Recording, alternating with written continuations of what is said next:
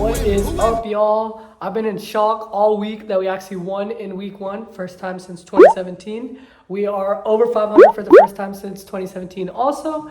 And yeah, so it took me forever to upload this video because I've just been reveling in the victory, the feeling of being undefeated that only half the teams get to feel after week one.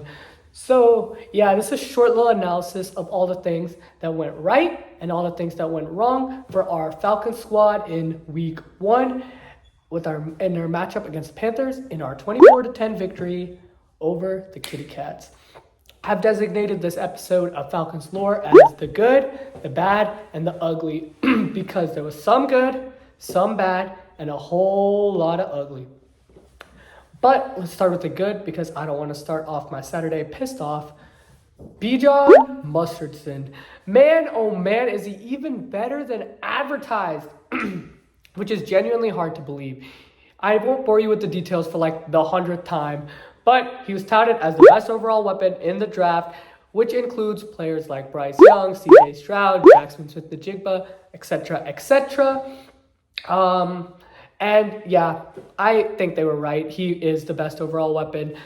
Bryce, Anthony Richardson, and Stroud all looked good, but no one looked as dominant as Bijan in the limited snaps that he saw. He had 56 rushing yards on only 10 rushing attempts. Tyler Leger had more rushing attempts, which makes me a little upset, but I know Arthur Smith, he's going to ease Bijan into that running back one role, which was 5.6 yards per carry and added 27 through the air and a touchdown in his first ever NFL game. That touchdown was genuinely a work of art. On 3rd and 4, we put Bijan Robinson in motion in the flat to Ritter's right. Jeremy Chin runs in unchecked on a safety blitz, and Ritter is forced to dump it off to Bijan to avoid the sack. It looks like Frankie Louvu, the Panthers linebacker, has him dead to right. But Bijan hits a nasty step back and makes Frankie Louvu fall. He then takes off with lightning quick speed, splits two defenders, and takes it to the house, 11 yards on the touchdown. Next Gen Stats said Bijan only had a 10.7% chance of scoring on that play. That touchdown was all Bijan Robinson. No blockers to help him, no brilliant play design to leave him wide open. It was a dump-off check down that he took to the house by juking the brakes out of one defender and splitting two other defenders. It was all number 7. He's definitely going to find himself in Canton one day. Bijan also had another beautiful run. He took 22 yards to set us up in the red zone. He had a nice, first he broke through the hole with lightning quick speed, and then he hit a nice cutback to the left to juke the defender and put us in the red zone. He's so shifty and silky smooth on cuts. It shouldn't be possible for a human to move like that. Tyler Leger, he was also good. Leger got the brunt of the carries, 15 of the 25, for 75 yards on 5 yards per carry and 2 touchdowns on the ground. He showed off his explosive speed in week one. He didn't have any insane cutbacks and stepbacks like Bijan, but he accelerated into holes like nobody's business. In our second drive, he had back-to-back runs of 19 and 22 yards. From 1 second, you see a hole in front of him, and the next, you see him 10 yards down the field. His first rushing touchdown was very beautiful. He ran into a wall on his first rush attempt, which was an outside run to the left, and turned the corner and took it to the crib. Someone said he was running like his rent was due that night, and I guess he's fighting to keep his running back one job, which, if our running back 2 is giving us 2 touchdowns a game, we're in good spot. I love seeing Tyler succeed, but going forward, I hope Bijan gets more carries. But genuinely, I think this is the best running back tandem in the NFL. The only one close yardage-wise is Austin Eckler and Joshua Kelly up in West in LA. But Bijan and Tyler Leger are both better pure rushers than both, so I'm taking the Falcons, and I don't care. Now let's talk about the defense. Jesse motherfucking Bates the third. We do not win this game without Jesse Bates. Like, genuinely, there's no chance we win this. In his Atlanta debut, he recorded 10 tackles, 2 interceptions, 1 forced fumble, 2 passes defended, and had a 94.8 PFF grade, which ranked highest among all safeties. He's second in the NFL in interceptions. Should be first, but Jordan Whitehead has more because Josh Allen was flinging it around like a Make-A-Wish kid on Sunday. And he's tied for the league lead in turnovers. His first interception was a poor read by Bryce, which is expected by a rookie in his first game. And the second interception, Bates baited Bryce with his eyes and then made a good break on the ball. By the way, I want to say, I talked to Bates in camp and asked him how many interceptions he would get this year, and he said 6 to 7. He's on that pace. Actually, he's on pace for 34, but hopefully he does get to 6. His turnovers led to 17 points. Yes, 17 of our 24 points came off turnovers and Jesse Bates turnovers. We genuinely do not win without him. AJ Terrell, he only guards wide receiver 3s. Man, sorry that Panthers wide receiver core is so bad that all their wide receivers are wide receiver 3s. Anyway, Terrell gave up 0 catches on the day. Week 1, he said he's locked in. He is locked in. Him and Bates, we gave up 0 completions of 15-plus yards. The entire secondary, but AJ Terrell and Jesse Bates anchor that secondary. We're going to call them the bird cage because we the Falcons and they a cage. They trapping those motherfuckers and we are not playing fair this year. Also, shout out to the bird cage. It's Doflamingo from One Piece, the best One Piece villain. So I think it's an iconic name. I think it's a fire name and I can't wait to see how these two compete the whole rest of the year. And yeah, Bryce didn't just miss throws. Terrell had Terrence Marshall on lock deep when Bryce tried to force it to him. So yeah, basically the good was the secondary and the running back tandem. Let's talk about the bad. There was a whole lot of bad things. The entire right side of the line was horrendous. I expected this from MAGA Airy, but watching Chris Lindstrom get sunned truly broke my heart.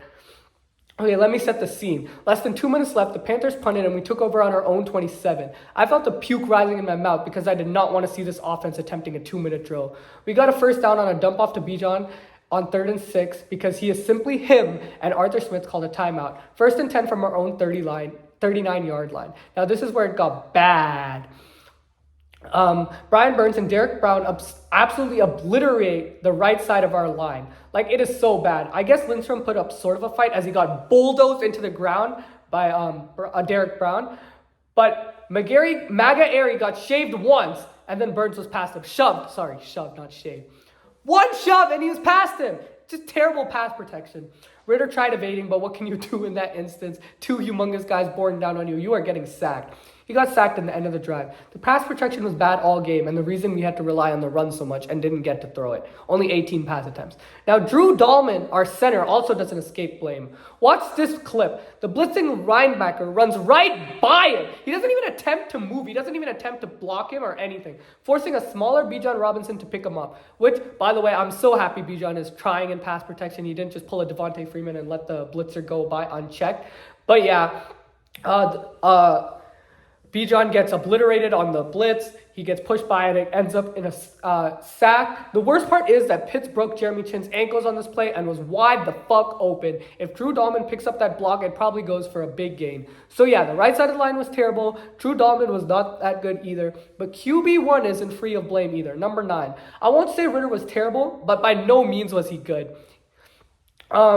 You look at the numbers and he went 15 for 18, which is 83%. But half of those passes, I kid you not, half of those passes were behind the line of scrimmage. And one was a pass that got tipped at the line and he caught for -6 yards. He was 4 for 4 with 0 yards and a touchdown after 1 quarter. I genuinely don't know how that is possible. It was just terrible play calling. Because we barely threw the past the line of scrimmage, I barely got anything to work with to dissect if Ritter has grown as a QB. I did notice that he bailed out of some clean pockets. But if he stays in the, which I really did not like to see. Watch this play. The pocket is getting smaller, yes, but there's no pressure on him. Pitts is breaking out to the right sideline, and he's open for an easy completion. You can't just bail on a clean pocket and pass up on easy completions like that for 1 yard. Also, the pass rush was horrendous as a whole until the 4th quarter. I don't know why I expected dinosaurs like Calais Campbell and Bud Dupree to make an impact, but yeah, they did not. I will admit that the 2 sacks we got were timely sacks on 3rd down in the 4th quarter to kill drives, which was nice. But for the most part, Bryce was operating out of a clean pocket. Do you see this rep? Bud Dupree is like doing a little dance, slow dance with the freaking left tackle there. And not getting an inch past him. Here's another. On 3rd down, we rush 4. Freaking Jalen Dalton is the closest to getting pressure here. And he is getting manhandled by the right guard. Daquan Graham is being booty as usual. And Lorenzo Carter is ruining the aura that should be around the number 0. Now let's talk about the ugly. Arthur Smith. I was very disappointed in what I saw out of him play calling wise. I get the O-line sucked, but his play calling was even worse. Why are half of the passing attempts behind the line of scrimmage? Why do Pitts and London have 3 targets combined? I get it's not fantasy football, but this is not how you win games. I watched the Panthers have more deep ball attempts in the fourth quarter than the Falcons all game. We had 1 pass go deeper than 15 yards. That is unacceptable. I don't care how bad the line is. You can scheme play action rollouts, design play action passes, design rollouts to the right or left. You can scheme your wide receivers open. You're supposed to be an offensive guru, and that's what we see. It was disgusting. He's so in love with the run game that he started running the ball on freaking 3rd and long. 3rd and 5 within field goal range, and he did the pussy move and ran it. The fans actually booed him, and for good reason.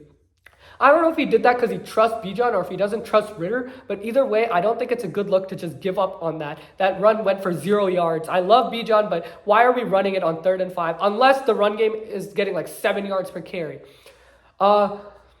The one deep shot he called up was horrendous. Pitts was double covered the whole way. Luckily, Pitts is a freak of nature and came down with the ball. And I also give Ritter props for this throw. It was a very well-placed ball. Throw it to the left even slightly and it is intercepted. But as a play caller, what type of play design is that? Pitts is barely open. He's in the middle of 2 defenders. You didn't scheme him open at all. You just let Ritter throw up a good ball to a freak of nature and let him come down with it. Last year, I used a lot of design rollouts and play actions, which is what I was talking about. What happened to that? London and Pitts are both good after the catch, so get them in space and let them eat. Watch this play. I know it's not a design rollout, but watch the yards Pitts gets after the catch. If you design those plays, the same formations, Pitts will get wide open underneath, or London will get wide open underneath, or run them on a crossing route on a design rollout. Smith should do better. And now lastly, I want to talk about London. London is my second favorite player on the team, but I was sad with what I saw from him. His 1 target was dropped, and he had an illegal shift on the next play that negated a big play from Pitts. I don't really blame him for the game, though, because Julio had drops too, but he was never completely taken out of the game plan. This was on Arthur Smith. Smith better get it together, because there's not many games you win when your wide receiver 1 has only 1 target, and your best 2 weapons have 3 combined targets. And your defense is not going to give you 3 turnovers every game. Man, just saying this, I just realized Bates had more catches than London last week. And had as many as London and Pitts combined. Anyway, yeah, some good, Bijan and Tyler Leisure. Some bad, the offensive line, especially Maga Airy. And some ugly, Arthur Smith's play calling. But definitely a lot to build off. And I think that we can beat the Packers tomorrow and start 2-0. Who in me?